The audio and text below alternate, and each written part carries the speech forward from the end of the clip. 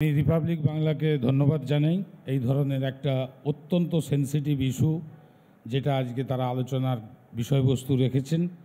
আমরা ভারতবর্ষের নাগরিক, সবাই তাই আমাদের দেশের সমস্ত রাজ্যের সমস্ত জায়গায় কাজ করার অধিকার আমাদের সবাইয়ের। খাদ্য, বস্ত্র, বাসস্থান আমাদের হচ্ছে যে মৌলিক চাহিদার মধ্যে আছে। গত 50 বছর বেকারত্বের হার 9% ছাড়িয়ে গেছে এবং তার বয়স হচ্ছে যুবক যুবতীর 18 থেকে 25-এর মধ্যে, সেটা 42% বেকারত্ব। মানুষের হাতে যখন কাজ থাকবে না তখন তাকে বাধ্য হতে হবে যেখানে বেশি সুযোগ, ভালো সুযোগ সেই জায়গায় যাওয়ার। এটা কিন্তু সত্যি কথা কোনো রাজনৈতিক দলকে আমি অন্তত দোষ দিতে চাই না, যদি না পশ্চিমবঙ্গকে টার্গেট যদি করা হয় তখন কিন্তু আমি সেই জায়গাতে যাব। তবে আমি মনে করি এটা কিন্তু একটা সামাজিক ব্যাধি। এই ব্যাধির সারানোর দায় দায়িত্ব কেন্দ্রের এবং সমস্ত রাজ্যের। পশ্চিমবঙ্গ এমন একটা রাজ্য যেখানে একদিকে নেপাল বর্ডার, একদিকে বাংলাদেশ বর্ডার, একদিকে ঝাড়খণ্ড, বিহার। অনেকে এর পরের বক্তা হয়তো বলবেন যে পশ্চিমবঙ্গ থেকে নারী পাচার, কয়লা পাচার, বালি পাচার, গরু পাচার, এই প্রসঙ্গগুলো হয়তো পাচারের সঙ্গে এসে যাবে, কারণ কয়েকটা ঘটনা যেভাবে আমরা দেখছি। স্বাভাবিক রাজ্যের সীমা অতিক্রম করে যখন কোনো এই ধরনের ঘটে, সেখানে কিন্তু আমার মনে রাখতে হবে আমাদের যে ফেডারেল স্ট্রাকচার, সেই ফেডারেল স্ট্রাকচারে অত্যন্ত গুরুত্বপূর্ণ হচ্ছে রাজ্যের ক্ষেত্রে রাজ্যের শাসক অর্থাৎ পুলিশ, এবং বাইরে গেলে বর্ডার সিকিউরিটি ফোর্স। আমরা কিছুদিন আগে দেখেছি যে অনুব্রত মণ্ডলের গরু পাচারের ঘটনা, সেখানে একটা পাচার প্রসঙ্গে বহু রাজনৈতিক বাকবিতণ্ডা, যদিও আজকে তার দুর্নীতির কারণ সম্ভাব্য ধরে তাকে তিহার জেলে রাখা হয়েছে। এখনো প্রমাণিত নয় চোর, চুরি, মানে যেটা বলে আর কি সময়। কিন্তু স্বাভাবিকভাবে আমি যেটা বলতে চাই, এই পাচার ক্ষেত্রে মহিলাদের শতাংশ অনেক বেশি, প্রায় 88%। তারপরেই শিশুরা। পাচারটাকে বন্ধ করতে গেলে সংবাদ মাধ্যমকে আরো জনসচেতনতার প্রয়োজন। এই প্রসঙ্গে জানিয়ে রাখি, কেন্দ্রীয় স্বরাষ্ট্র মন্ত্রকের তরফ থেকে প্রত্যেকটি রাজ্য সরকারকে বলা হয়েছে 2024 সালের শেষে হওয়ার আগেই প্রত্যেকটি রাজ্যে অন্ততপক্ষে 110টি ইউনিট তৈরি করতে হবে এবং প্রায় 10,000 করে পুলিশ কর্মীদের প্রশিক্ষণ দেওয়ার ভাবনা চিন্তাও করা হয়েছে কেন্দ্রীয় স্বরাষ্ট্র দপ্তর। আপনাকে থ্যাংক ইউ। এবং এটাও মনে রাখুন যে পশ্চিমবঙ্গ এমন একটা রাজ্য যেখানে 38টা সেল তৈরি করা হয়েছে, ডিপার্টমেন্ট তৈরি করা হয়েছে এবং বিভিন্নভাবে সেটাকে মনিটরিং করা হচ্ছে এবং মহিলা থানার মাধ্যমে। কর্নেল কুণাল ভট্টাচার্য, প্রাক্তন সেনাকর্তা, আমি ডেকে নেব। তার কারণ দেশের বিরুদ্ধে ষড়যন্ত্র হচ্ছে কিনা এটা বলবার জন্য আমি কোনো পক্ষপাত না করেই বলতে পারি, কোনো রাজনৈতিক দল নয়, আমি সবার আগে যারা দেশকে সেবা করে এসছেন একেবারে সামনে থেকে, তাদেরকে সবথেকে বেশি উপযুক্ত এবং তাদেরকেই সবথেকে বেশি অধিকারী বলে মনে করি। সমীরবাবু এতক্ষণ যা বললেন তাতে একটা বিষয় একদম শেষ লগ্নে এসে স্পষ্ট হয়ে গেল। তিনি পাচার, রাজনৈতিক দলের ঊর্ধ্বে উঠে ইত্যাদি বলতে বলতে তিনি পশ্চিমবঙ্গের তথ্য পরিসংখ্যান এবং সরকারের কৃতিত্ব নিয়ে এত ব্যস্ত থাকলেন, আমার মনে হলো পশ্চিমবঙ্গ বোধহয় পাচার ফ্রি একটা রাজ্য। যাই হোক, সে কথায় পরে আসবো।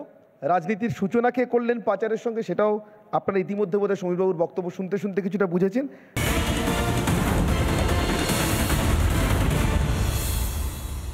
আমি রিপাবলিক বাংলাকে ধন্যবাদ জানাই এই ধরনের একটা অত্যন্ত সেনসিটিভ ইস্যু যেটা আজকে তারা আলোচনার বিষয়বস্তু রেখেছেন।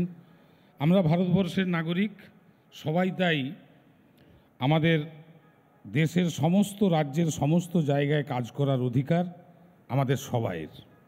খাদ্য, বস্ত্র, বাসস্থান আমাদের হচ্ছে যে মৌলিক চাহিদার মধ্যে আছে। গত 50 বছর বেকারত্বের হার 9% ছাড়িয়ে গেছে এবং তার বয়স হচ্ছে যুবক যুবতীর 18 থেকে 25-এর মধ্যে, সেটা 42% বেকারত্ব।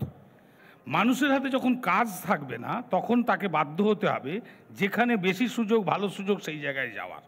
এটা কিন্তু সত্যি কথা কোনো রাজনৈতিক দলকে আমি অন্তত দোষ দিতে চাই না, যদি না পশ্চিমবঙ্গকে টার্গেট যদি করা হয় তখন কিন্তু আমি সেই জায়গাতে যাব।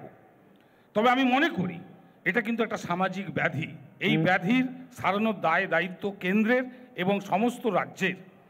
পশ্চিমবঙ্গ এমন একটা রাজ্য যেখানে একদিকে নেপাল বর্ডার, একদিকে বাংলাদেশ বর্ডার, একদিকে ঝাড়খণ্ড, বিহার। অনেকে এর পরের বক্তা হয়তো বলবেন যে পশ্চিমবঙ্গ থেকে নারী পাচার, কয়লা পাচার, বালি পাচার, গরু পাচার, এই প্রসঙ্গগুলো হয়তো পাচারের সঙ্গে এসে যাবে, কারণ কয়েকটা ঘটনা যেভাবে আমরা দেখছি। স্বাভাবিক রাজ্যের সীমা অতিক্রম করে যখন কোনো এই ধরনের ঘটে, সেখানে কিন্তু আমার মনে রাখতে হবে আমাদের যে ফেডারেল স্ট্রাকচার, সেই ফেডারেল স্ট্রাকচারে অত্যন্ত গুরুত্বপূর্ণ হচ্ছে রাজ্যের ক্ষেত্রে রাজ্যের শাসক অর্থাৎ পুলিশ, এবং বাইরে গেলে বর্ডার সিকিউরিটি ফোর্স। আমরা কিছুদিন আগে দেখেছি যে অনুব্রত মণ্ডলের গরু পাচারের ঘটনা, সেখানে একটা পাচার প্রসঙ্গে বহু রাজনৈতিক বাকবিতণ্ডা, যদিও আজকে তার দুর্নীতির কারণ সম্ভাব্য ধরে তাকে তিহার জেলে রাখা হয়েছে। এখনো প্রমাণিত নয় চোর চুরি, মানে যেটা বলে আর কি।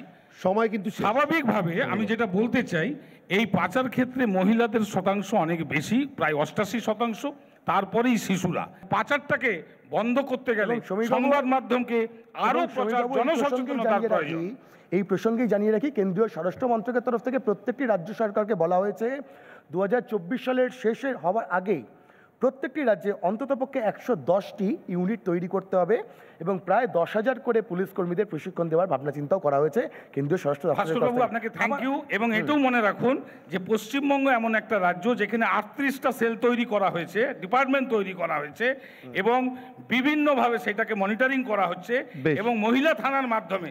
কর্নেল কুণাল ভট্টাচার্য, প্রাক্তন সেনাকর্তা, আমি ডেকে নেব, তার কারণ দেশের বিরুদ্ধে ষড়যন্ত্র হচ্ছে কিনা এটা বলবার জন্য আমি কোনো পক্ষপাত না করেই বলতে পারি, কোনো রাজনৈতিক দল নয়, আমি সবার আগে যারা দেশকে সেবা করে এসছেন একেবারে সামনে থেকে, তাদেরকে সবথেকে বেশি উপযুক্ত এবং তাদেরকেই সবথেকে বেশি অধিকারী বলে মনে করি।